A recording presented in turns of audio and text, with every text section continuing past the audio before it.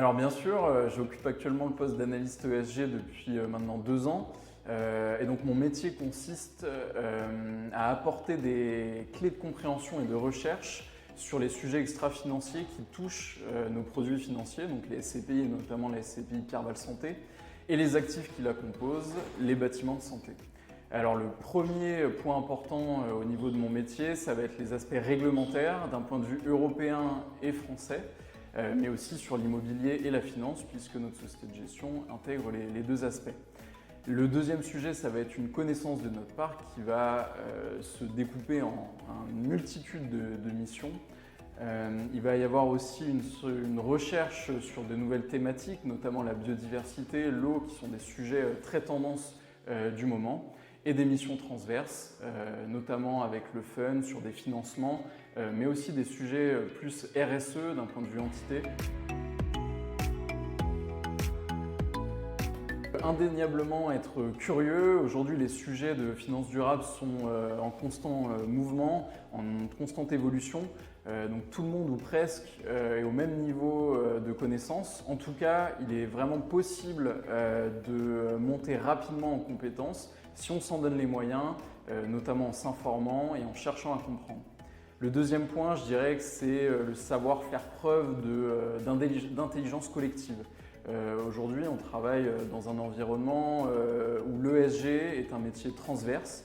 Il faut pouvoir parler à tout le monde, tous les services, et informer et former les collaborateurs sur nos sujets pour embarquer tout le monde dans un même bateau et pouvoir avancer dans une direction qui sera la même.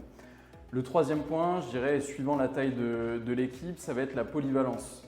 Aujourd'hui, chez Orial, on a une équipe développement durable qui est d'une taille assez contenue et donc il faut être en capacité d'intervenir sur tous les sujets de l'équipe au quotidien.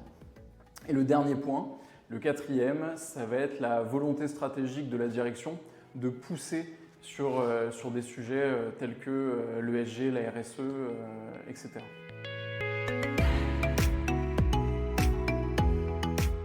Alors aujourd'hui chez Orial, on se situe, on a une position qui est très transverse, avec des missions et une identité qui en effet est transverse. On travaille sur une grande partie de la chaîne de valeur, si ce n'est la totalité de la chaîne de valeur de l'acquisition à la cession. Donc on va travailler avec tous les services, notamment l'investissement, la gestion technique, conformité, aussi la distribution, le juridique et la partie financière, le fund. Nos sujets sont aussi repris dans une moindre mesure par le service client à Toulouse.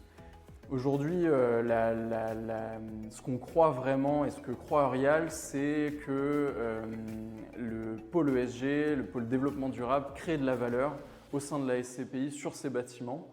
Et cela se démontre aussi par des visites auprès des exploitants et des échanges avec eux sur des sujets, notamment l'énergie, qui permettent aussi de leur côté de réduire leurs charges.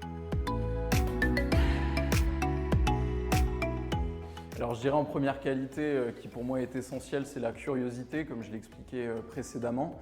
Il va y aussi avoir le sens de l'écoute, être à l'écoute auprès de l'ensemble des collaborateurs pour une fois de plus pouvoir travailler en bonne intelligence avec tous. Et enfin la rigueur qui finalement est un élément essentiel pour chacun et dans chacun des métiers. En 3 mots, très simplement, je dirais engagement, sens et transversalité.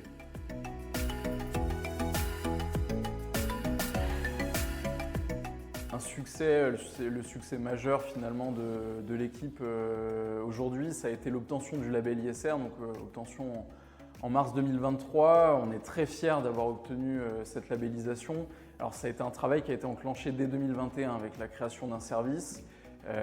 Pour ma part, j'ai intégré l'équipe en 2022.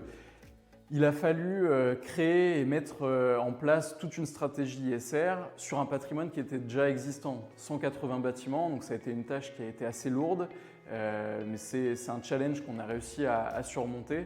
Et donc c'était vraiment une vraie fierté, une vraie joie collective de réaliser cet objectif. Alors ce n'est pas un succès unique, je dirais, c'est un succès qui doit durer dans le temps puisqu'on est audité tous les ans pour maintenir ce label avec un renouvellement tous les 3 ans.